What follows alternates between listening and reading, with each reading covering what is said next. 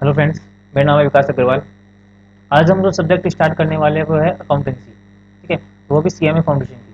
ठीक है, CMA foundation में देखो, अब पहले हम स्टार्ट करते हैं इसको। अच्छा, पहले हम इसके सिलेबस के बारे में जान लेते हैं कि सीएमए फाउंडेशन के जो अकाउंट्स है उसमें आपके सिलेबस क्या क्या है, उसमें चैप्टर कौन कौन से आएंगे। ठीक है, देखो, मैं चैप्टर का आपको थोड़ा ऊपर ऊपर से बता रहा हूँ। ठीक है, थोड़ा ओवरव्यू दे रहा हूँ मैं आपको। देखो, कुछ बेसिक तो है ही हमारे पास। बेसिक मतलब क्या हो गया कि जर्नल एंट्री वगैरह, जर्नल एंट्री हो गया, लेजर हो गया, ट्रायल बैलेंस हो गया। उसके बाद हमारा फाइनेंशियल स्टेटमेंट हो गया। फिर हमारे पास यहाँ पे क्या हो गया, डेप्रिसिएशन हो गया, एनपीओ हो गया, जॉइंट वेंचर हो गया, कंसाइनमेंट हो गया, बिल्स ऑफ एक्सचेंज हो गया। तो हमारे पास क्या है, मतलब ये काफ़ी सारे चैप्टर्स हैं, और भी चैप्टर्स हैं जो मेरे दिमाग में नहीं आ रहे हैं। ठीक है, दिमाग से निकल गए हैं। लेकिन हम क्या करने वाले हैं, इन सभी चैप्टर्स को धीरे धीरे करने वाले हैं, जो भी चैप्टर्स आपकी सीएमए फाउंडेशन की बुक में है, अकाउंटेंसी की में। ठीक है, तो चलो हम स्टार्ट करते हैं इसको। तो क्या होता है कि अब मैं आपसे बात कर रहा हूँ अकाउंट्स की। तो अकाउंट्स में क्या होता है, देखो, अकाउंट्स का सीधा तो संबंध है ना, अकाउंट्स का जो सीधा संबंध है, मैं से बोलूँ, अकाउंट्स का जो सीधा रिलेशन है वो किससे है, वो बिजनेस से है। किससे? अकाउंट का सीधा रिलेशन किससे है, बिजनेस से। यदि आपका बिजनेस है तो आपको अकाउंट्स की जरूरत पड़ेगी, यदि आपका बिजनेस नहीं है तो आपको अकाउंट्स की जरूरत नहीं पड़ेगी। ठीक है, मतलब ऐसा मान सकते हो आप कि आपका बिजनेस है तो आपको अकाउंट्स की नॉलेज है, अकाउंट्स काम आएगी, अकाउंट्स आपका लेना देना है।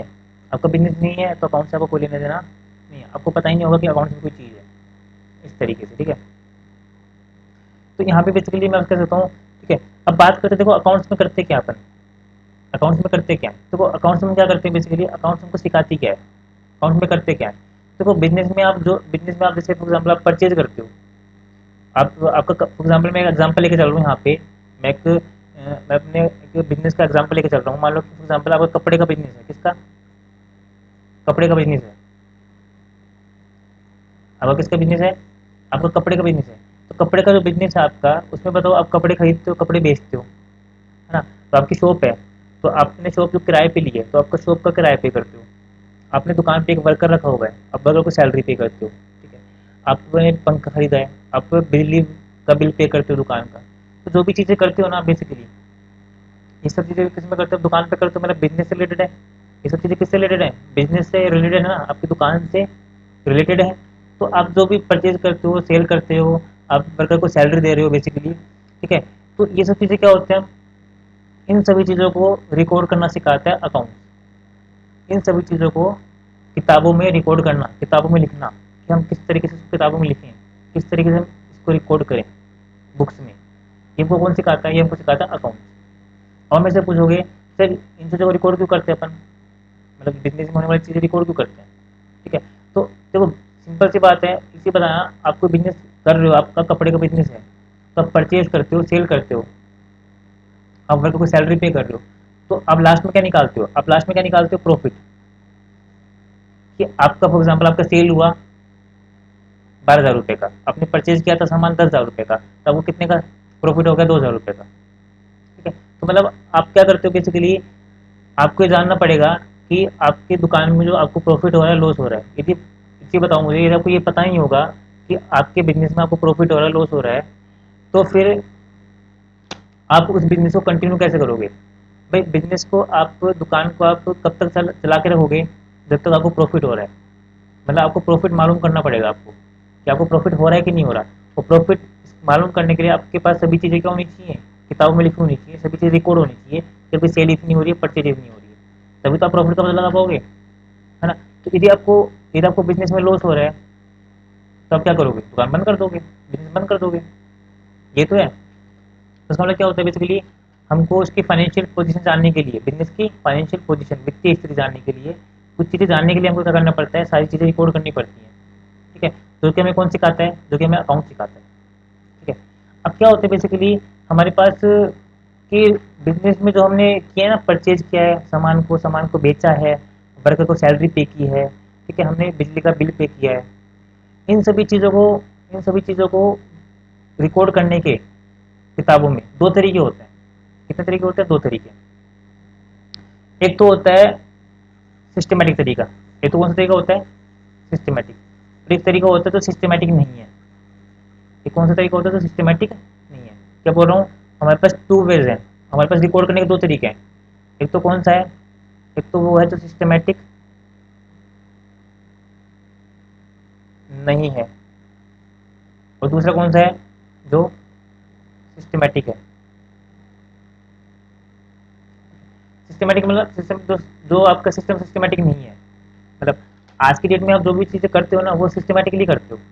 ठीक है, मैं देखो पहले के ज़माने में क्या होता था, जब आपकी जो सब्जेक्ट नहीं था, जब आप अकाउंट्स नहीं थी, तो उस समय क्या होता था, जो भी बिजनेसमैन थे, जिनकी भी शॉप थी या जो भी जिसके भी बिजनेस था कोई भी, ठीक है, वो सब क्या करते थे, एक अपने जो भी चीज़ें होती है ना उसको रिकॉर्ड करते थे एक ही कॉपी में, एक ही जगह, मतलब उसके पास कोई सिस्टम नहीं था रिकॉर्ड करने का। जैसे फॉर एग्जाम्पल उसने कोई सामान परचेज किया, मान लो मैंने कोई सामान परचेज किया, मेरी शॉप है, तो मैं क्या करूँगा, मैंने एक कॉपी में लिख लिया कि मैं आज इतने का सामान परचेज किया। आज मैंने कोई सामान सेल किया तो मैंने लिख दिया कि आज मैंने इतने की सेल की, इतनी उधार है, इतना मेरे पास कैश पड़ा हुआ है। ठीक है, तो क्या करता था, मैं सभी चीज़ों को एक जगह लिख लेता था। तो उसमें कोई सिस्टम नहीं था, उसमें कोई सिस्टम नहीं था किसी भी चीज़ को लिखने का, बिजनेस में होने वाली चीज़ों को लिखने का कोई सिस्टम नहीं था।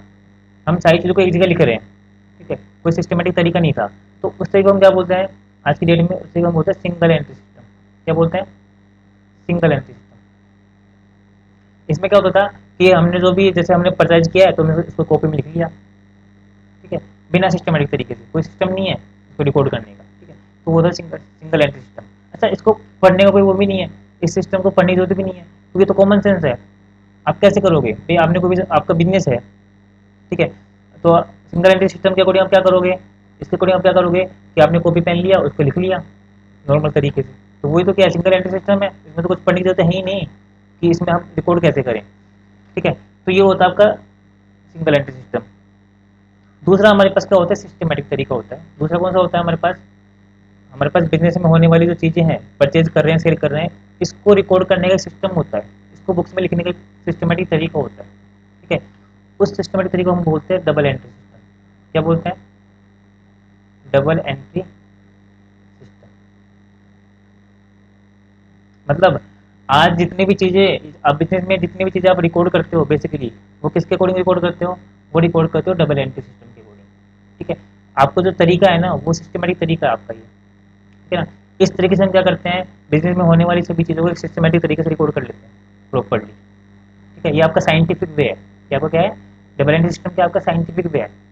इसमें क्या होती है, इसमें इसमें ट्रांजेक्शन को, इसमें जितने भी आप चीज़ें करते हो बिजनेस में, परचेज सेल वगैरह, इसमें इस सिस्टम में क्या होती है, डबल एंट्री सिस्टम में इसको रिकॉर्ड करने की एक प्रोसेस होती है। क्या होती है, एक प्रोसेस होती है। ठीक है, तो उस प्रोसेस के अकॉर्डिंग हम क्या करते हैं, इसमें हम उन सभी चीज़ों को रिकॉर्ड करते हैं किसमें, डबल एंट्री सिस्टम में।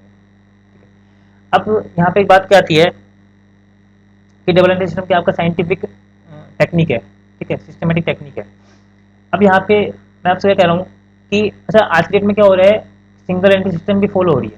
मतलब ऐसा ही है कि जैसे अब छोटी छोटी दुकान वाले हैं, जैसे चाय वाला है, कोई लड्डी वाला है, तो क्या करता है, वो थोड़ा डबल एंट्री सिस्टम को फॉलो करता है। भाई वो तो किसको फॉलो करता है, उसने तो फॉर एग्जाम्पल आपने चाय पी के आई वहाँ से, आपने उसको हार कर ली, तो क्या करेगा, कॉपी उठाएगा आपके नाम पे लिख देगा वो। जैसे आप 50 रुपये की आपने चाय पी के आए सभी फ्रेंड्स वगैरह मिलके, तो वो क्या करेगा, वो कॉपी उठाएगा तो 50 रुपये आपके नाम लिख देगा वो। तो वो क्या है, सिंगल एंट्री सिस्टम है। तो जितने भी छोटे छोटे बिजनेस वाले हैं, छड़ी वाले जो भी हैं, वो भी किस तरह से कोडिंग करते हैं, सब्जी वाले वो भी किस तरीके से रिकॉर्डिंग करते हैं, इस तरीके से रिकॉर्डिंग करते हैं वो सिंगल एंट्री सिस्टम के अकॉर्डिंग। ठीक है, भाई डबल एंट्री सिस्टम के अकॉर्डिंग वो रिकॉर्डिंग कर ही नहीं सकते क्योंकि उनका बिजनेस छोटा है बहुत, ठीक है, उनको जरूरत ही नहीं है पढ़ने की, समझ रहे हो। तो ठीक है, तो यहाँ पे हम बेसिकली किसके लिए पढ़ रहे हैं डबल एंट्री सिस्टम के, ये पढ़ रहे हैं बड़े बिजनेस के लिए बेसिकली, जहाँ पे रिक्वायरमेंट है, जहाँ पे सेल्स ज़्यादा होती है, जहाँ पे परचेज ज़्यादा है। ठीक है, वैसे समझ सकते हो। ठीक है, तो अब मैं आपसे क्या बोल रहा हूँ यहाँ पे कि सिंगल एंट्री सिस्टम को पढ़ने की जरूरत है ही नहीं। हमको पढ़ना क्या है, हमको पढ़ना है कि डबल एंट्री सिस्टम, क्या बोल रहा हूँ मैं, डबल एंट्री सिस्टम के अकॉर्डिंग हम हम हम बिजनेस में होने वाले जो लेन देन है उसको रिकॉर्ड कैसे करें। ठीक है, उसको रिकॉर्ड कैसे करें, जैसे हम परचेज को रिकॉर्ड कैसे करें, सेल्स को रिकॉर्ड कैसे करें, है ना, हमने जो वर्कर को सैलरी पे की है उसको रिकॉर्ड कैसे करें।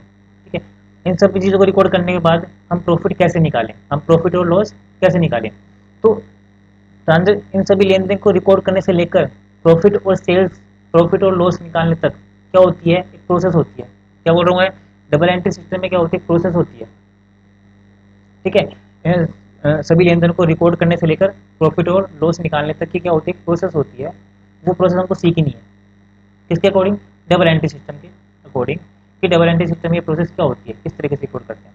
अब देखो मैं बता दूं आपको कि डबल एंट्री सिस्टम में हमारे पास कुछ रूल्स होते हैं, कुछ प्रिंसिपल्स होते हैं जिनको हमको पढ़ना है। ठीक है, उनको पढ़ करके क्या करना है हमको, अपने जो बिजनेस में होने वाली जो लेन देन है, परचेज सेल वगैरह है, ठीक है, जो ट्रांजेक्शन है उसको क्या करना है, रिकॉर्ड करना है, उन सभी रूल्स को पढ़ते हुए, उन सभी प्रिंसिपल्स को पढ़ते हुए। ठीक है, जैसे मैंने आपको बताया था कि जो आपका डबल एंट्री सिस्टम है वो साइंटिफिक है, मतलब इसमें कुछ रूल्स होंगे, इसमें कुछ प्रिंसिपल्स होंगे, आपको वो पढ़ने पड़ेंगे, तभी आप क्या कर पाओगे, तभी आप अपनी रिकॉर्डिंग कर पाओगे लेन देन की बुक्स में, तभी आप जो बिजनेस में होने वाले जो परचेज सेल वगैरह है उन सभी को आप क्या कर पाओगे, बुक्स में लिख पाओगे, उसकी एंट्री कर पाओगे, उसको रिकॉर्ड कर पाओगे।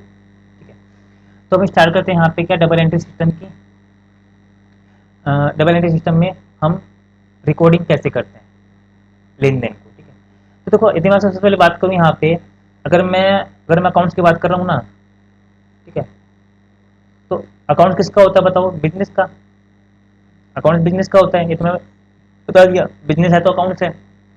अच्छा, बिजनेस में होते क्या है, बिजनेस में क्या होते हैं, ट्रांजेक्शन तो होते हैं भाई, बिजनेस में आप क्या होते हैं, ट्रांजेक्शन तो होते हैं भाई। आप आपका कपड़े का बिजनेस है, आप कपड़े परचेज करते हो, आप कपड़े बेचते हो, आपने दुकान पे एक वर्कर रखा हो, उसको सैलरी पे करते हो, तो इसका मतलब क्या कर रहे हो आप, ये सब चीज़ें क्या होती हैं, ये सब चीज़ें क्या है, ट्रांजेक्शन, हिंदी में बोलो तो लेन देन।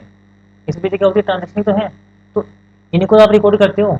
तो सबसे, इसका मतलब क्या है कि यदि मैं आपसे, यदि मैं आपको बोलूँ कि सबसे पहली चीज़ हमारे पास क्या निकल के आती है अकाउंट्स में, यदि मैं अकाउंट्स की स्टार्टिंग करूँ, आपको मैं अकाउंट्स पढ़ाऊँ, तो उसकी सबसे पहली स्टार्टिंग मैं कहाँ से करूँगा, सबसे पहले स्टार्टिंग करूँगा मैं बिजनेस ट्रांजेक्शन से। किससे करूँगा, बिजनेस ट्रांजेक्शन में, कि हमको अकाउंट्स में रिकॉर्ड क्या करना है।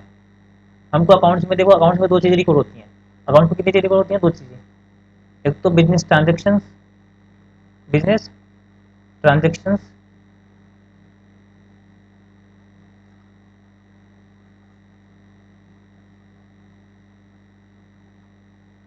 And events. मैं क्या बोल रहा हूँ, अकाउंट्स में हम दो चीज़ों को रिकॉर्ड करते हैं, एक तो किसको रिकॉर्ड करते हैं, बिजनेस ट्रांजेक्शन को, और दूसरा किसको, इवेंट्स को। तो पहले हम क्या जान रहे हैं यहाँ पे, बिजनेस ट्रांजेक्शन, पहले हम क्या जान रहे हैं, बिजनेस ट्रांजेक्शन। देखो बिजनेस ट्रांजेक्शन में आपको एग्जांपल देकर बताता हूँ, भाई बिजनेस में आप क्या क्या चीज़ें करते हो, वो सारे के सारे क्या ट्रांजेक्शन है। आप बिजनेस में परचेज करते हो, जैसे आप कपड़े का बिजनेस है आपका, तो आप कपड़े खरीदते हो, कपड़े बेचते हो। आपने अपने कपड़े की शॉप के लिए, अपने शॉप के लिए आपने फर्नीचर खरीदा, ताकि आप जो पैंट शर्ट है उसको लगा सको, ठीक है, आप उसको सेट कर सको दुकान पे। आपने वर्कर रखा हुआ है सामान बेचने के लिए, आपने पंखा खरीदा, ये सब चीज़ें क्या है, मतलब आपने क्या किया, आपने ट्रांजेक्शन की, ये सभी की चीज़ क्या है, ये सभी चीज़ क्या है, बिजनेस ट्रांजेक्शन है। इन्हीं को तो क्या करना पड़ेगा, रिकॉर्ड करना पड़ेगा। ठीक है, तो ये सब चीज़ें क्या होती है, ट्रांजेक्शन होती है। अच्छा, ट्रांजेक्शन क्या होते हैं, दो तरीके होते हैं, मैं बता दूँ आपको। एक तो होता है एक्सटर्नल, एक तो क्या होता है, एक्सटर्नल। एक कौन सा होता है, इंटरनल। एक कौन सा होता है, एक्सटर्नल, और दूसरा कौन सा होता है, इंटरनल। एक्सटर्नल ट्रांजेक्शन क्या होता है, बेसिकली तो किसी दो पर्सन के बीच में क्या होता है, बिटवीन टू पर्सन, क्या बोल रहा हूँ मैं, बिटवीन टू पर्सन। मतलब एक्सटर्नल ट्रांजेक्शन वो होता है जो किसी दो पर्सन के बीच में क्या होता है, मतलब दो पर्सन के बीच में होता ही है एक्सटर्नल ट्रांजेक्शन। जैसे फॉर एग्जांपल मेरा बिजनेस है कपड़े का, तो मैं मेरे कपड़े का बिजनेस है, मैं कपड़े खरीदता बेचता हूँ। तो मैं जिस बंदे से कपड़े खरीद रहा हूँ, मैं जिस कंपनी से कपड़े खरीद रहा हूँ, तो उसके बीच में, मेरे बीच में क्या हो रहा है, ट्रांजेक्शन हो रहा है। तो वो कौन सा ट्रांजेक्शन है, वो आपका एक्सटर्नल ट्रांजेक्शन। कौन सा ट्रांजेक्शन, एक्सटर्नल ट्रांजेक्शन। ठीक है, मतलब ये दो पर्सन के बीच में हो रहा है। एक होता है इंटरनल ट्रांजेक्शन। ठीक है, इंटरनल ट्रांजेक्शन मतलब क्या होता है कि बिजनेस के अंदर, जैसे मेरा बिजनेस है, तो मैं क्या कर रहा हूँ, मैं बिजनेस के अंदर ही क्या कर रहा हूँ, कुछ ट्रांजेक्शन कर रहा हूँ अपने। मैं किसी दूसरे पर्सन से क्या नहीं कर रहा हूँ, ट्रांजेक्शन नहीं कर रहा, मैं अपने बिजनेस के अंदर ही क्या कर रहा हूँ, कुछ ट्रांजेक्शन कर रहा हूँ। जैसे फॉर एग्जाम्पल, अभी आपको पता नहीं, आप यदि कॉमर्स बैकग्राउंड हो तो आपको पता होगा, जब नहीं हो तो एक बार थोड़ा समझ लो आप, कि हमारे बिजनेस में क्या होती है, कुछ असेट होती है, क्या होती है, असेट होती है। ठीक है, तो असेट होती है, तो उसके ऊपर क्या लगता है, डेप्रिसिएशन लगता है। क्या लगता है, डेप्रिसिएशन लगता है। थोड़ा आप समझ लो वैसे ही ऊपर ऊपर से कि बिजनेस में हमारे पास क्या होती है, कुछ असेट होती है, उसके ऊपर डेप्रिसिएशन लगता है। अगर आपको मैं मान के चलो कुछ भी पता नहीं है, ठीक है, कोई दिक्कत वाली बात नहीं है, आगे जाके समझ जाओगे। तो यहाँ पे असेट है, असेट के ऊपर डेप्रिसिएशन लगता है, तो असेट के ऊपर जब डेप्रिसिएशन लगा रहे हैं ना, तो डेप्रिसिएशन लगाते हैं ना, वो भी क्या ट्रांजेक्शन है। हम जो डेप्रिसिएशन लगा रहे हैं ना, वो भी क्या है, ट्रांजेक्शन ही है। लेकिन ये जो ट्रांजेक्शन है वो कंपनी के अंदर हो रहा है, वो बिजनेस के अंदर हो रहा है। भाई मैं डेप्रिसिएशन लगा रहा हूँ, किस पे लगा रहा हूँ, असेट पे लगा रहा हूँ। असेट क्या है, मेरी कंपनी के अंदर है। मैंने किसी दूसरे पे थोड़ा, मैंने ये ट्रांजेक्शन किसी दूसरे, सॉरी, मैंने ये ट्रांजेक्शन किसी सेकंड पर्सन से थोड़ा किया है, किसी थर्ड पर्सन से थोड़ा किया है। मैंने ये ट्रांजेक्शन किसी दूसरे पर्सन से थोड़ा किया है, ये तो मैंने कंपनी के अंदर किया है, कंपनी के बाहर थोड़ा किया है। तो इसका मतलब ये कौन सा ट्रांजेक्शन हो गया, इंटरनल ट्रांजेक्शन। ठीक है, तो ट्रांजेक्शन दो होते हैं, एक्सटर्नल और इंटरनल। दोनों क्या होता है, रिकॉर्ड होते हैं। अब हमारे पास अगली बात क्या आती है, अगली हमारे पास बात आती है इवेंट की। हम क्या करते हैं अपने बिजनेस में, इवेंट्स को भी रिकॉर्ड करते हैं। इवेंट्स क्या होते हैं बेसिकली यहाँ पे, रिजल्ट, रिजल्ट और कॉन्सिक्वेंस, रिजल्ट और कॉन्सिक्वेंस ऑफ ट्रांजेक्शन।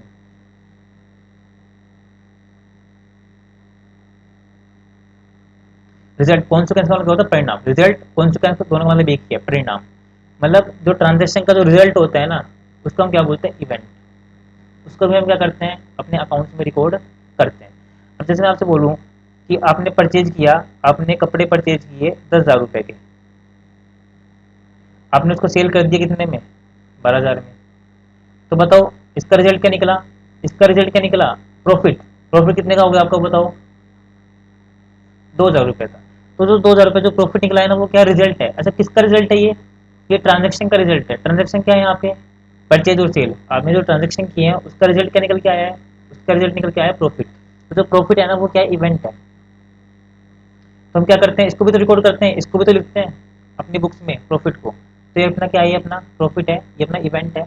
इसको हम क्या लिखते हैं, अपनी बुक्स में लिखते हैं। तो बेसिकली क्या होता है, हम अपनी जो बुक्स होती है, अपनी जो बुक्स होती है, अपनी जो किताब होती है, उसमें क्या करते हैं, ट्रांजेक्शन, बिजनेस के ट्रांजेक्शन और इवेंट्स दोनों को ही क्या करते हैं, रिकॉर्ड करते हैं।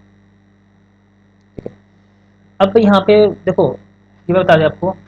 अब जैसे मैं यहाँ पे बता रहा हूँ कि इनको रिकॉर्ड कैसे करते हैं। अब बात ये आती है कि आपने बता दिया कि ट्रांजेक्शन को रिकॉर्ड करते हैं। हमारे पास क्या क्या आती है, हमारे पास बिजनेस ट्रांजेक्शन और इवेंट्स को हम क्या करते हैं, अकाउंट्स में रिकॉर्ड करते हैं। तो करते तो कैसे करते हैं, बात निकल के आती है कि डबल एंट्री सिस्टम में हम इन सब चीज़ों को रिकॉर्ड कैसे करते हैं। ठीक है, तो देखो हमारे पास डबल एंट्री सिस्टम के जनक थे, डबल एंट्री सिस्टम के जो फादर थे, के फादर, वो कौन थे, वो थे लुका पैसियोली। कौन थे, लुका पैसियोली, लुका पैसियोली। ठीक है, तो लुका पैसियोली ने क्या बोला, उन्होंने ये बोला कि यदि आपको डबल एंट्री सिस्टम में अपने बिजनेस के ट्रांजेक्शन को रिकॉर्ड करना है ना, तो पहले आपको ये पता करना पड़ेगा कि आपने जो बिजनेस ट्रांजेक्शन किया है वो असेट है, वो लाइबिलिटी है, वो एक्सपेंसेस है, वो इनकम है, या फिर वो कैपिटल है। मैं क्या बोल रहा हूँ, सबसे बोल रहा हूँ कि आपने आपने जो ट्रांजेक्शन किया है, आपने जो बिजनेस में ट्रांजेक्शन किया है, आप सबसे पहले ये चेक करो कि जो वो ट्रांजेक्शन है वो किस कैटेगरी में फॉल करता है, वो किस कैटेगरी में फॉल करता है। उस ट्रांजेक्शन, वो ट्रांजेक्शन जो आपने ट्रांजेक्शन किया है, जो आपने ट्रांजेक्शन किया है, वो एसेट है, या फिर वो लाइबिलिटी है, या फिर वो एक्सपेंसेस है, या फिर वो इनकम है, या फिर कैपिटल है। पहले आपको ये चेक करना पड़ेगा कि वो किस कैटेगरी में फॉल करता है। जैसे फॉर एग्जांपल, आपने अपने कपड़े पर, आपका कपड़े का बिजनेस है, तो अपने कपड़े परचेज किए, आपने कपड़े परचेज किए, तो आपने कपड़े परचेज किए हैं, आपने ट्रांजेक्शन किया है। तो बताइए जो आपने कपड़े परचेज किए वो एसेट है, वो लाइबिलिटी है, वो एक्सपेंसेस है, इनकम है, कैपिटल है, वो क्या है। आपने कपड़े बेच दिए, आपने कपड़े, सॉरी, आपने कपड़े क्या कर दिए, आपने कपड़े सेल कर दिए। तो बताओ, तो आपने जो कपड़े सेल किए हैं वो सेकंड ट्रांजेक्शन है। बताओ ये क्या है, असेट है, लाइबिलिटी है, एक्सपेंसेस है, इनकम है, कैपिटल है। आपने वर्कर को सैलरी पे कर दी, आपने वर्कर को सैलरी पे कर दी, आपने बिजली का बिल पे कर दिया। तो बताओ आपने जो वर्कर को सैलरी पे की है वो क्या है, वो आपका एक्सपेंसेस है, वो आपकी इनकम है, वो आपकी कैपिटल है, वो आपका एसेट है, लाइबिलिटी है। आपने जो बिजली का बिल पे किया वो क्या है, एसेट है, लाइबिलिटी है, एक्सपेंसेस है, इनकम है, कैपिटल है। ठीक है, तो लुकअप स्टेटमेंट में क्या बोला, लुकअप स्टेटमेंट ये बोला कि सबसे पहले आपको चेक करना पड़ेगा कि आपने जो ट्रांजेक्शन किया है वो किस कैटेगरी में फॉल करता है।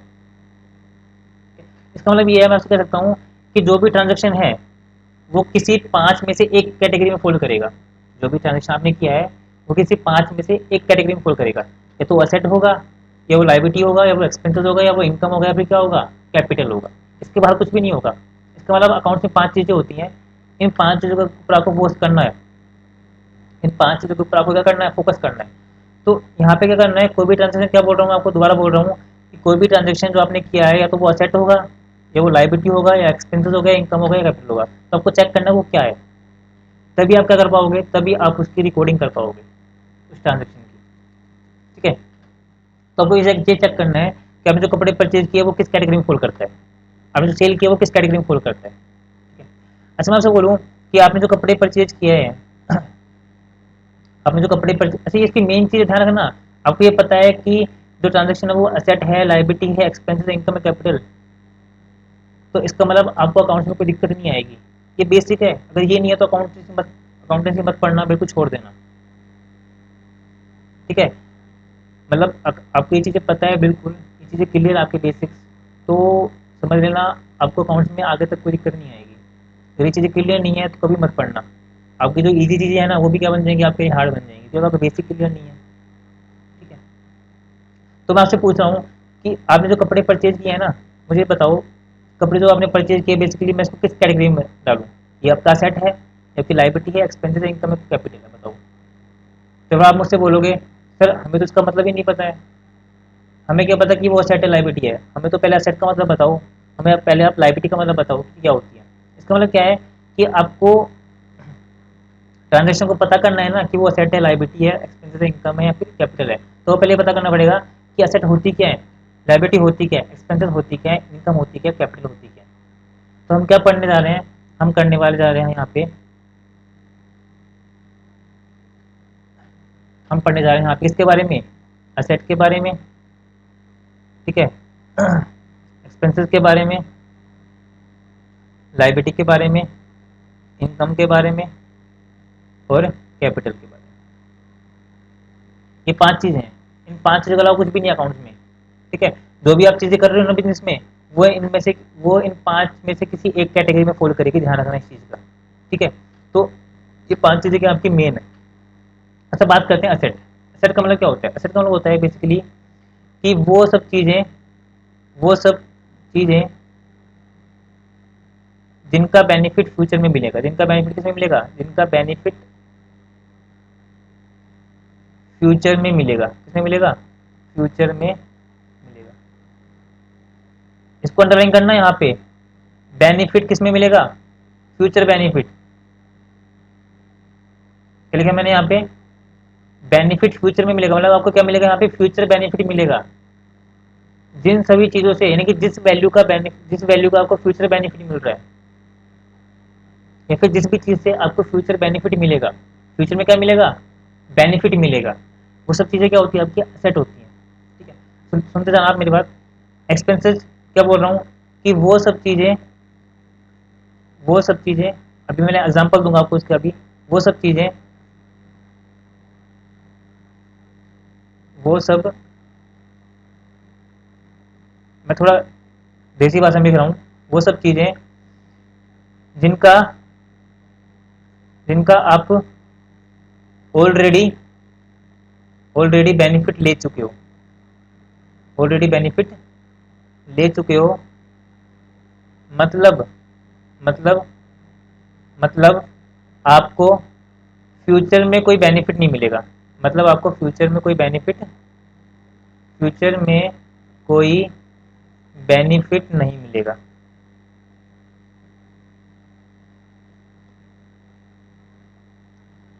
तो वो सब क्या होती है आपकी, वो होती है एक्सपेंसेस। ठीक है, तो पहले मैं इसको क्लियर करता हूँ, पहले मैं इसको क्लियर करता हूँ, इसको असेट और एक्सपेंसेस को। ठीक है, जैसे मैं आपसे बोल रहा हूँ, मैं एग्जांपल लेके चल रहा हूँ एक, एग्जांपल लेके चल रहा हूँ। मेरे पास कपड़े का बिजनेस है, किसका बिजनेस है, कपड़े का बिजनेस है मेरा।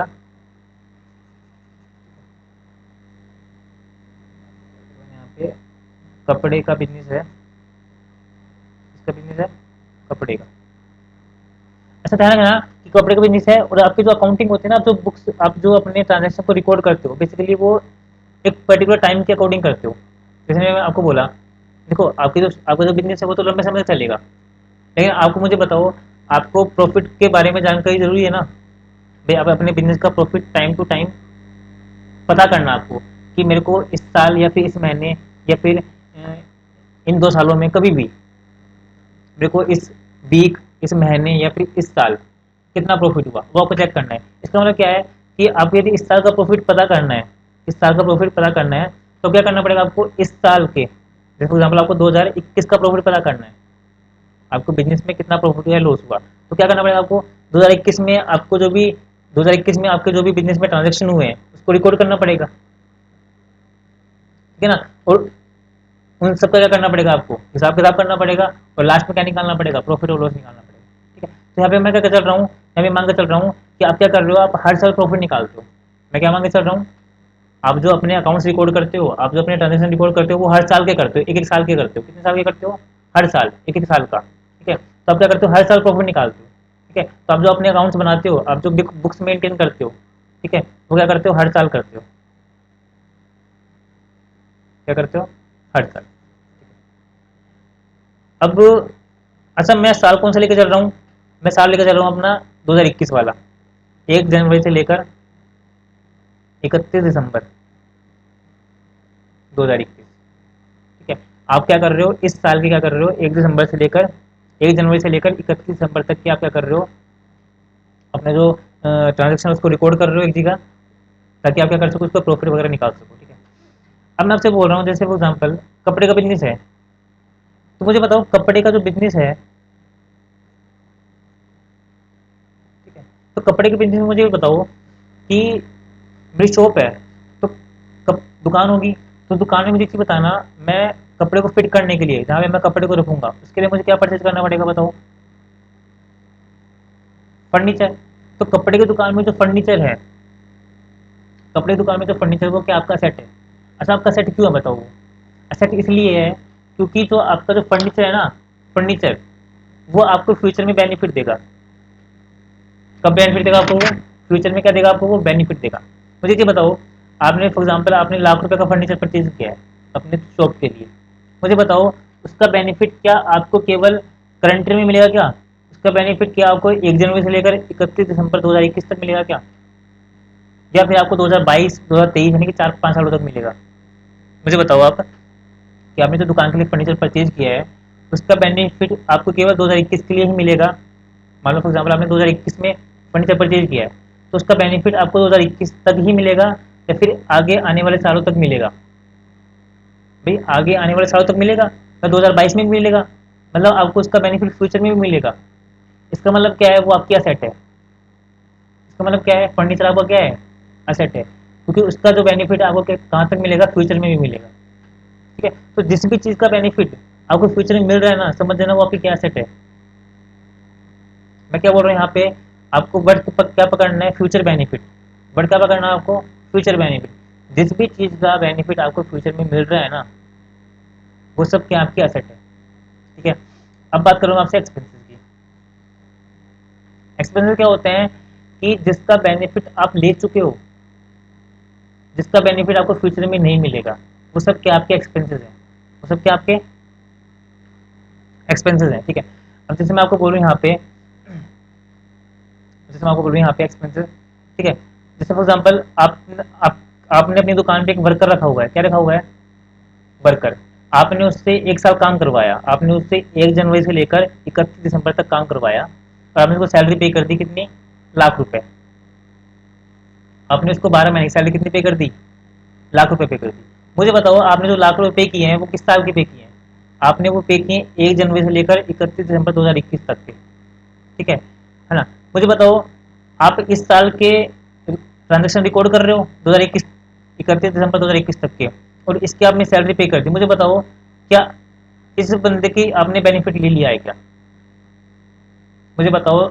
आपकी दुकान में जो वर्कर है, आपने जो सैलरी पे किया 10,000 रुपये इस साल की, क्या आपने इसका बेनिफिट ले लिया करंट ईयर में, हाँ ले लिया है। भाई आपने इसको जो पैसे पे किए हैं लाख रुपए, वो किसके पे किए हैं, इस साल काम करने के तो पे किए हैं ना।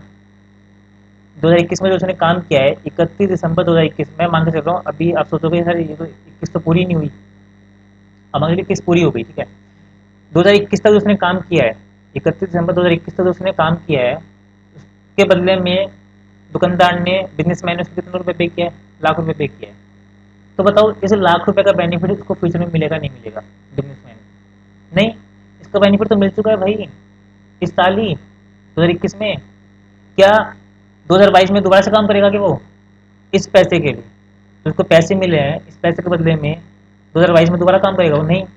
अगर उसको 2022 में काम करना है तो उसको फिर से क्या देना पड़ेगा, पैसे देना पड़ेगा। मतलब इस पैसे का बेनिफिट 2021 में जो पैसा मिला है वर्कर को, उसका बेनिफिट अब फ्यूचर में नहीं मिलेगा, 2022 में नहीं मिलेगा, ठीक है। तो इसका बेनिफिट बिजनेसमैन ने ले लिया ऑलरेडी, बिजनेस ने ले लिया ऑलरेडी, तो इसका बेनिफिट फ्यूचर में नहीं मिलेगा, लाख रुपए का बेनिफिट फ्यूचर में नहीं मिलेगा। तो आपका क्या बन गया, आपका एक्सपेंसेस बन गया। क्या बन गया आपका ये एक्सपेंसेस। तो जिस भी चीज़ का बेनिफिट आपको फ्यूचर में नहीं मिलेगा, केवल इस साल मिलेगा। जैसे फॉर एग्जाम्पल, अब क्या कर रहा हूँ मैंने अपने इस साल का मैंने दुकान का बिजली का बिल पे कर दिया, इस साल का मैं 31 दिसंबर 2021 तक का मैंने बिजली का बिल पे कर दिया। तो बताओ वो मेरा क्या है, वो मेरा क्या है, बताओ वो मेरा खर्चा है। क्यों? क्योंकि जो मैंने बिजली का बिल पे किया वो इस साल का किया है, ठीक है। तो वो इस साल का बेनिफिट मैं ले चुका हूँ, मतलब इस साल का मैंने बिजली का बिल पे किया, तो वो इस साल का क्या बन गया, आपका एक्सपेंसेस बन गया, वो आपकी एसेट नहीं है, ठीक है। एसेट कब बनेगी आपकी, जब उसका बेनिफिट कब मिलेगा आपको, 2022 में भी मिलेगा। मुझे बताओ इस साल के आपने जो बिजली के बिल पे किए हैं, क्या उस बिजली के बिल से आपको 2022 का बिजली का बिल पे करना पड़ेगा नहीं करना पड़ेगा? पे करना पड़ेगा ना वो तो मतलब इस साल का जो आपने बिजली का बिल पे किया है उसका बेनिफिट 2022 में नहीं मिलेगा, तो आपका क्या बन गया, आपका वो एक्सपेंसेस बन गया। तो वो सिंपल चीज़ है, जिसका बेनिफिट आपको फ्यूचर में मिल रहा है, मैं फिर से बोल रहा हूँ, बढ़ के आपका करना है फ्यूचर बेनिफिट। जिस भी चीज़ का बेनिफिट फ्यूचर में मिल रहा है तो वो आपकी क्या है, एसेट है। जिसका बेनिफिट आप ले चुके हो फ्यूचर में नहीं मिलेगा, वो क्या है, एक्सपेंसेस है। वो सब क्या एक्सपेंसेस है। अगली बात किस पे करते हैं, लाइबिलिटी पे। किस पे बात करते हैं, लाइबिलिटी पे, ठीक है। तो लाइबिलिटी क्या होती है,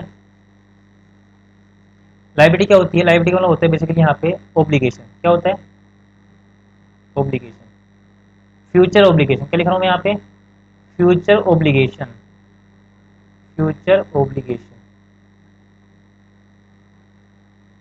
मतलब आपके पास ओब्लिगेशन है, आपका दायित्व है, आपको फ्यूचर में कुछ चीज पे करनी है किसी पर्सन को, तो वो आपका क्या बन गया, दायित्व बन गया कि आपको वो चीज देनी है फ्यूचर में।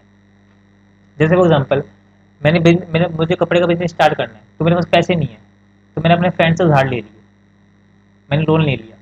तो बताओ, तो मुझे अपने फ्रेंड को वो पैसे क्या करना है फ्यूचर में, वापस देने हैं। वो मेरे क्या ओब्लिगेशन है, मुझे क्या करना है, उसको वापस पैसे लौटाने हैं।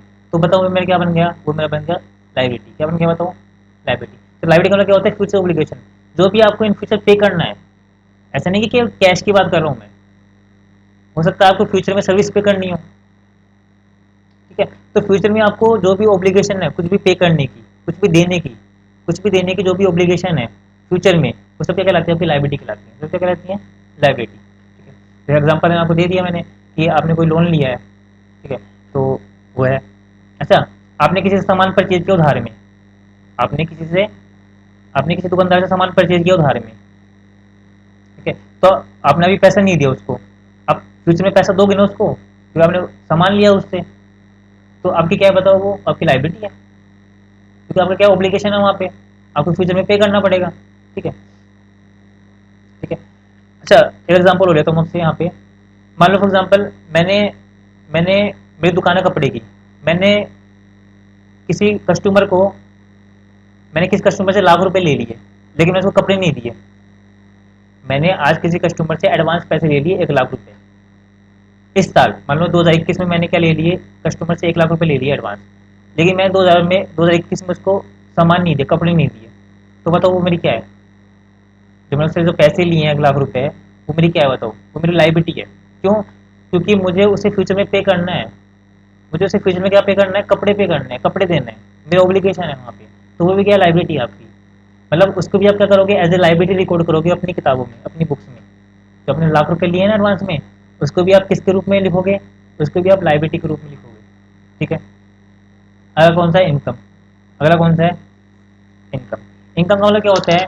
इनकम मतलब होता है, जैसे मैं आपको बोला कि एक्सपेंसेस क्या होते हैं कि जिस भी वैल्यू का बेनिफिट आप ले चुके हो, जिस भी चीज़ का बेनिफिट आप ले चुके हो वो क्या है? एक्सपेंसेस है। तो मैं क्या बोल रहा हूँ, इनकम क्या होती है? जिस भी चीज़ का बेनिफिट आप दे चुके हो, जिस भी वैल्यू का बेनिफिट आप दे चुके हो, बेनिफिट आप दे चुके हो, वो सब क्या इनकम है? वो सब क्या आपकी इनकम है? जैसे फॉर एग्जांपल है ना, मतलब जिस भी वैल्यू का बेनिफिट आप दे चुके हो, आपको देना नहीं है, आप दे चुके हो। जैसे फॉर एग्जांपल मैंने, मेरे कपड़े की शॉप है, तो मैंने किसी कस्टमर को 50,000 के कपड़े बेच दिए, मैंने उसको कपड़े दे दिए 50,000 के, ठीक है। तो मैंने किसी बंदे को 50,000 के कपड़े दे दिए, तो बताओ वो क्या है मेरी? वो मेरी इनकम है। वो मेरी क्या है? इनकम है, क्योंकि मैं उसको बेनिफिट दे चुका हूँ। अच्छा मान लो उसने 50,000 मेरे को नहीं दिए, अब बताओ वो इनकम है कि नहीं है? भाई दो चीज़ें हैं, मैंने उसको 50,000 के कपड़े दे दिए, उसने मेरे को 50,000 रुपये दे दिए, बताओ वो इनकम है कि नहीं है? इनकम है, तो मैंने उसको बेनिफिट दे दिया ना, मेरे को कपड़े बेच दिए, सेल्स हो गई मेरी, तो वो क्या इनकम है। सेकंड चीज़ कि मैंने उसको कपड़े बेचे, मैंने उसको कपड़े दिए लेकिन उसने मुझे पैसे नहीं दिए, अब बताओ वो इनकम है कि नहीं है? ये अभी भी वो इनकम नहीं है। क्यों? आपको फ्यूचर में कुछ देना नहीं है, जो असेट है ही नहीं वो, एक्सपेंसिव भी नहीं है, वो लाइबिलिटी भी नहीं है। लाइबिलिटी क्यों नहीं है? क्योंकि आपको इन फ्यूचर कुछ देना नहीं है, आपको तो लेना है, ठीक है। मतलब मैं क्या कह रहा हूँ आपसे, तो आपने 50,000 जो कपड़े बेचे हैं ना, आप 50,000 कपड़े, आप वो 50,000 रुपये कपड़े बेच चुके हो, आप उसका बेनिफिट दूसरे को दे चुके हो। वो क्या है बेसिकली? वो आपकी इनकम हो गई है। वो क्या हो गई? आपकी इनकम हो गई है। जैसे फॉर एग्जांपल मैं क्या बोल रहा हूँ, आपने, मेरी कोचिंग है, तो मेरी कोचिंग में मैंने आपको पढ़ा दिया, मैंने फॉर एग्जांपल आप फाउंडेशन में हो, मैंने आपको पढ़ा दिया फाउंडेशन, ठीक है, आपने मुझे पैसे पे नहीं किए, मुझे बताओ वो मेरी इनकम है कि नहीं है? जो मैं आपसे फीस लूंगा वो मेरी इनकम है कि नहीं है? वो मेरी इनकम है। मैं उसको एज इनकम क्या करूंगा? अपनी बुक्स में रिकॉर्ड करूंगा। मैं ये बताना, आप कॉमन से आपका बिजनेस है, आपके फॉर एग्जांपल आपका किराने का बिजनेस है, तो आपकी दुकान में सेल होती है, तो आपकी दुकान में जो सेल होती है वो उधार की भी होती है ना, वो कैश की भी होती है। तो दो जो सेल उधार की होती है, क्या आप उसको सेल नहीं मानते क्या? आप क्या बोलते हो? फॉर एग्जाम्पल आपकी 50,000 की सेल हुई, 25,000 उधार की हुई, 25,000 कैश की हुई, तो आपके जो पापा हैं, आप कोई भी हैं, वो क्या बोलते हैं? वो इस तरीके से बोलते हैं कि सेल तो हमारी 25,000 की हुई है, या फिर वो ऐसा बोलते हैं कि जो हमारी जो सेल है वो 50,000 की हुई है। तो वो क्या बोलते हैं कि आज कमाई कितने की हो गई? आज कमाई 50,000 रुपये की हो गई। तो क्या बोलते हैं? आज कमाई कितने की होगी? 50,000 रुपये की हो गई। वैसे नहीं बोलते 25,000 की हुई है। मतलब 25,000 हो सकता है उसको पैसे नहीं मिले हो, पैसे से मतलब नहीं है, सेल तो हो चुकी ना, आपने उसको बेनिफिट तो दे दिया ना, तो वो क्या आपका इनकम होती है, ठीक है। तो मैं आपसे क्या कह रहा हूँ कि इनकम वाला क्या होता है कि आपने किसी भी चीज़ का बेनिफिट दूसरे को दे दिया है। बेनिफिट से मतलब होना चाहिए, बेनिफिट दे दिया है, आपको पैसे मिले नहीं मिले उससे मतलब नहीं होना चाहिए, कैश से मतलब नहीं हुआ कभी भी, ठीक है। तो क्या बोला, एसेट का मतलब क्या होता है कि जिस भी वैल्यू का बेनिफिट आपको फ्यूचर में मिलेगा, मैं क्या बोल रहा हूँ, फ्यूचर बेनिफिट मिलेगा, फ्यूचर में जिस भी चीज़ से फ्यूचर में बेनिफिट मिलेगा वो एसेट है, ठीक है। अच्छा जिस भी चीज़ से फ्यूचर में बेनिफिट नहीं मिलेगा, है ना, वो आपने उसका बेनिफिट ऑलरेडी ले लिया है, वो सब एक्सपेंसेस है। आपके लिए फ्यूचर में कोई ऑब्लिगेशन है, आपको कुछ ना कुछ पे करना है फ्यूचर में, वो सब क्या आपकी लाइबिलिटी है, ठीक है। आपका दायित्व तो है, लाइबिलिटी, लाइबिलिटी क्या होता है? हिंदी में दायित्व है, आपको पे करना पड़ेगा उसके लिए कुछ ना कुछ फ्यूचर में, ठीक है। इनका मतलब क्या होता है कि आपने किसी को बेनिफिट दे दिया है, आपने किसी को सामान बेच दिया है, अब मैंने आपको ट्यूशन करवा दिया है, मुझे पैसा मिला नहीं मिला उससे कोई मतलब नहीं है, मैंने आपको वो बेनिफिट दे दिया है, तो इसका मतलब क्या कर लिया मैंने? इनकम कर ली।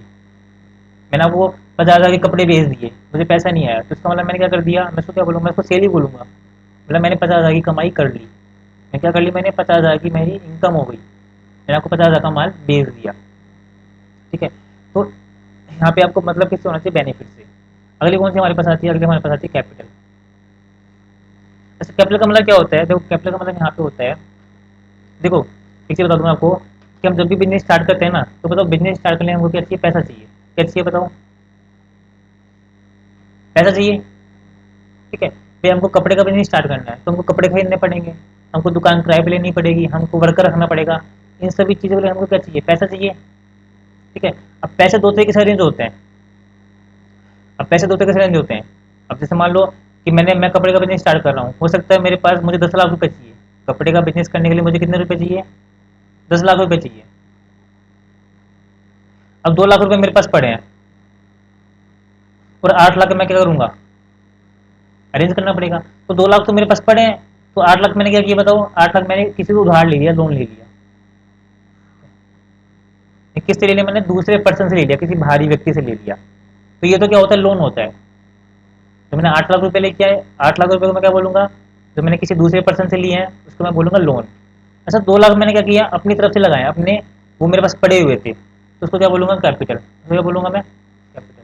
तो इसका मतलब क्या है कि मेरा बिजनेस है, मेरे बिजनेस में मैंने कुछ भी लगाया है, मेरे बिजनेस में मैंने कुछ पैसा लगाया है, मेरे पास पैसा पड़ा हुआ था, तो उस पैसे को क्या बोलते हैं, उस पैसे को बोलते हैं बेसिकली कैपिटल। क्या बोलते हैं, कैपिटल। मतलब मालिक ने जो भी अपने बिजनेस में चीज़ें लगाई हैं ना, उन सब चीज़ों को क्या बोलते हैं, बेसिकली कैपिटल बोलते हैं। क्या बोलते हैं, कैपिटल। जैसे मालिक ने फॉर एग्जाम्पल, मालिक ने 3 लाख का, जैसे मैंने अपने बिजनेस में 3 लाख रुपए लगाए हुए हैं, तो 3 लाख रुपए क्या है, वो आपकी कैपिटल है, उसका क्या बोलोगे, कैपिटल बोलोगे। ठीक है, तो ये सब चीज़ें क्या होती है हमारे पास।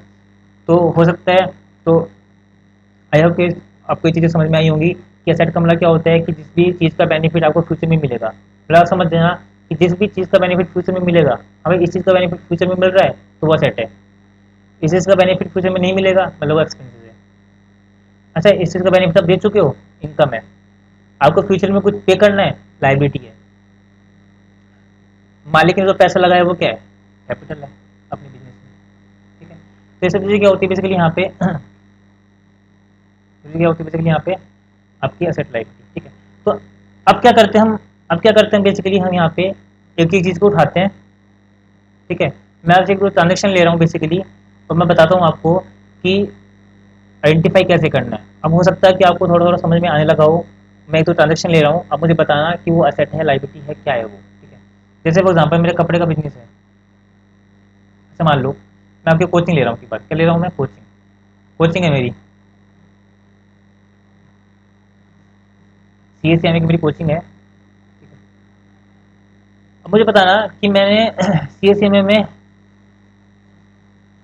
मैंने क्या किया, मेरी मैंने कुर्सी परचेज की, चेयर परचेज की मैंने स्टूडेंट के लिए, स्टूडेंट को बैठाने के लिए मैंने क्या परचेज की, चेयर परचेज की। बताओ चेयर परचेज की मैंने, क्या है वो, मेरी एसेट है। एसेट क्यों है बताओ, क्योंकि चेयर जो आपने परचेज किया है ना, उसका बेनिफिट आपको 3-4 सालों तक मिलेगा या फिर 5 साल तक मिलेगा, मतलब फ्यूचर तक मिलेगा, लंबे समय तक मिलेगा। यदि आपने 2021 में चेयर परचेज किया ना, तो उसका बेनिफिट आपको 2022, 23, 24 में, 25 में भी मिलेगा। अच्छा मान लो मैं आपसे कह रहा हूँ कि आपने 2021 में चेयर परचेज की और इसका फायदा आपको केवल 2021 तक ही मिलेगा। क्या बोल रहा हूँ, 2021 में आपने चेयर परचेज की, इसका फायदा को 2021 तक मिलेगा। तो मुझे बताओ ये आपकी क्या एक्सपेंसेस बन जाएगी, इस केस में क्या बन जाएगी, आपकी एक्सपेंसेस बन जाएगी। मतलब यदि इसका बेनिफिट फ्यूचर तक मिल रहा है तो एसेट है, इसका बेनिफिट आपको फ्यूचर में नहीं मिल रहा है तो आपका क्या बन जाएगा, एक्सपेंसेस बन जाएगा। ठीक है, आपने वर्क, अच्छा मेरे उसमें एक टीचर से, अपनी कोचिंग में मैंने टीचर लगाए हुए हैं, मैं उनको सैलरी पे करता हूँ, तो क्या है बताओ, वो एक्सपेंसेस है, क्या है, एक्सपेंसेस है। ठीक है, मतलब मैंने उसका किया, मैंने जितना उन्होंने पढ़ाया, जितना उन्होंने सिलेबस करवाया, मैंने उनको उतने पैसे दे दिए, मैंने उनको उनके काम के पैसे मैंने उनको दे दिए। तो बताओ वो क्या है, एक्सपेंसेस है, क्योंकि मैं उनका बेनिफिट ले चुका हूँ बेसिकली, उन्होंने अपना सिलेबस कंप्लीट करवा दिया है। ठीक है, ठीक है। अच्छा मेरी उसमें क्या है, वहाँ पे, ठीक है, मतलब कहने का मतलब ये है कि आप पहचान चुके। अच्छा मैंने अपने कोचिंग के लिए मैंने कुछ लोन लिया है, मैंने कुछ लोन लिया है बैंक से, तो जो मैंने जो बैंक से लोन लिया वो क्या है, वो आपकी लाइबिलिटी है। वो क्या है बताओ, वो आपकी लाइबिलिटी है, क्योंकि आपको उसको फ्यूचर में क्या करना है, पे करना है।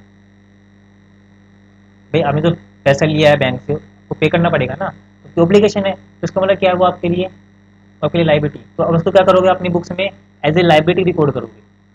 तो मैंने क्या बोला कि जो कोई भी ट्रांजेक्शन होता है ना, वो या तो असेट होगा, लाइबिलिटी होगा, एक्सपेंसेस होगा, इनकम होगा, या फिर कैपिटल होगा।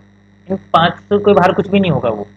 तो सबसे पहले आपको ये पहचानना है कि जो ट्रांजेक्शन है वो क्या है, असेट है, लाइबिलिटी। अच्छा मैं नहीं बोल रही, ये कौन बोल रहा है, ये बोल रहा है लुका पेशोली, मतलब उन्होंने एक रूल बनाया है कि जो भी ट्रांजेक्शन है पहले उसको आप पहचानो कि वो एसेट है या फिर लाइबिलिटी है या कैपिटल है या फिर एक्सपेंसेस है या फिर इनकम है, तभी क्या कर पाओगे, आप उसकी रिकॉर्डिंग कर पाओगे।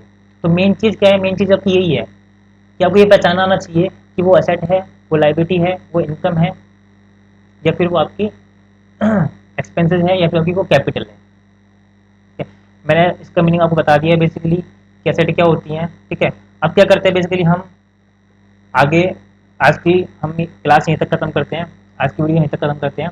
हम नेक्स्ट वीडियो में देखेंगे कि इसके कुछ एग्जांपल्स लेंगे हम, कि कुछ ट्रांजेक्शन लेंगे, उसमें पहचानने की कोशिश करेंगे कि ये असेट है, लाइबिलिटी है, क्या है ये। ठीक है, फिर हम समझेंगे कि एक बार हम पहचान लेंगे ना कि असेट और लाइबिलिटी, ये असेट है, ये लाइबिलिटी है, फिर हम इसको सीखेंगे रिकॉर्ड करना, कि असेट को कैसे रिकॉर्ड करते हैं, लाइबिलिटी को कैसे रिकॉर्ड करते हैं बुक्स में। ठीक है, तो अपनी नेक्स्ट वीडियो में देखेंगे। तो मिलते हैं अगली वीडियो में। Thanks for the watching this video. और ठीक है, मिलते हैं अगली वीडियो में, तब तक के लिए बाय बाय।